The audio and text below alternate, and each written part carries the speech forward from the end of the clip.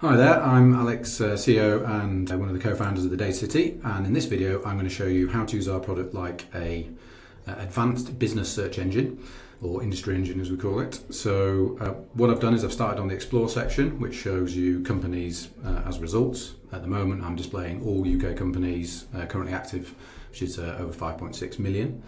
I'm going to click on the keyword tab at the top and I'm going to search for a niche sector, vertical farming, and what I've done here is put a search string of the words vertical farming in inverted commas, which means it'll only return results where it finds those two words together like that. I add that as a keyword filter. I could add lots more and I could also exclude keywords, but I'm just going to hit update and see what it brings back.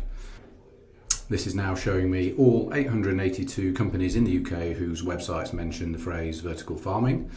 I can then filter this by all of the other filters in our product, such as number of employees, geography, growth rates, to find exactly the vertical farming companies that might be of interest to me.